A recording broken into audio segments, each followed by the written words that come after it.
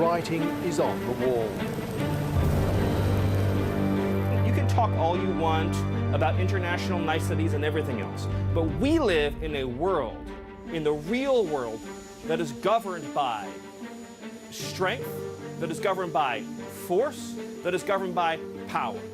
From the dramatic weekend snatch and grab of Venezuela's leader, but it was amazing. And think of it, nobody was killed, and on the other side, a lot of people were killed.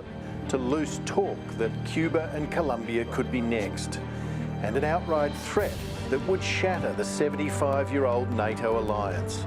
The White House declaring that the US military is always an option at the President's disposal. As Australians focus on the pros and cons of a royal commission into the Bondi killings, today is the day for the Prime Minister to step up, step out and announce this Commonwealth Royal Commission.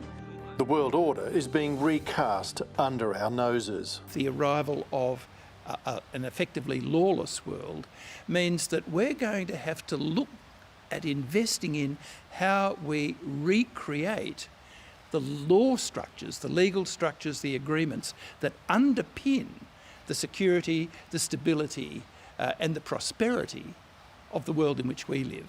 The events in Venezuela are the clearest demonstration of Donald Trump's neo-Monroe doctrine, the idea that America must focus its energy on dominating the Western Hemisphere.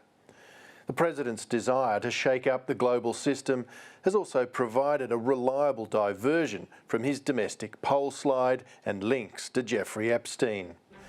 Enter the annexation of Greenland, which began as an Alaska-style offer to buy the island. Essentially, it's a large real estate deal. A lot of things could be done. Morphing into an invitation.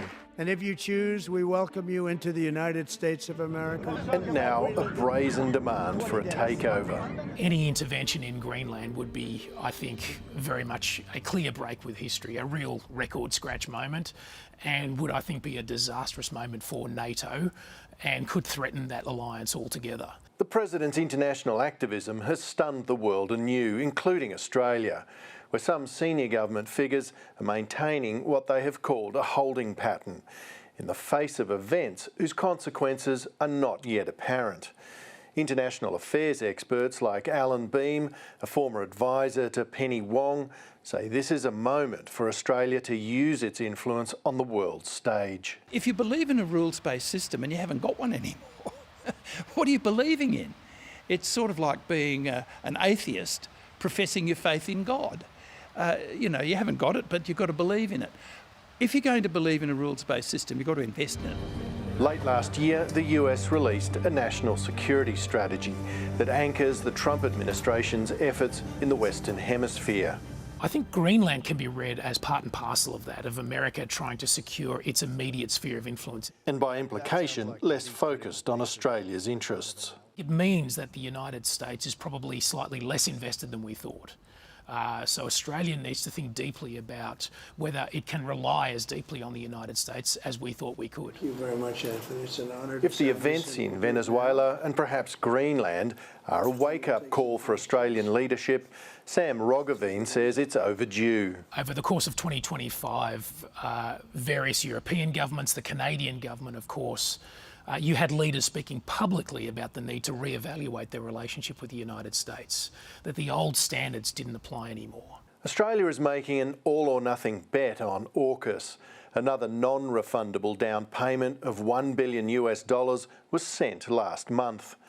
Whether that's enough to guarantee US fealty to Australia's security interests should be up for debate, given the Trump administration's mercurial foreign policy, particularly as China's influence over the Eastern Hemisphere looks to be on the rise. Since the early 1990s, China has been engaged in a massive military build-up, perhaps the most dramatic modernisation of any military force since the Second World War. And in that period since, the United States has basically not responded. So I think the signals have been there for quite some time that Australia needs to do much more for itself. The focus has got to be to make sure that China observes the rules too.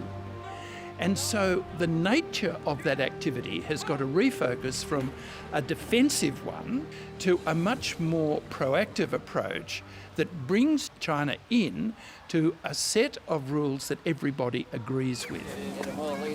Whether or not it pierces Australia's summer slumber, there's no escaping the sense that 2026 will bring us a world of change. Well, if the United States is now arguing that we are moving into a spheres of influence type world in which the United States is the dominant power in the Western Hemisphere, then the obvious question that's raised is, well, which sphere of influence does Australia belong to? And I think the message that Australia needs to send constantly, not just through its diplomacy, but also through its defence policy and its defence settings, is to say that we will never be part of a Chinese sphere of influence, that we will be strong enough and resolute enough that even without as much American help as we've been used to in the past, that Australia can hold its own in the region.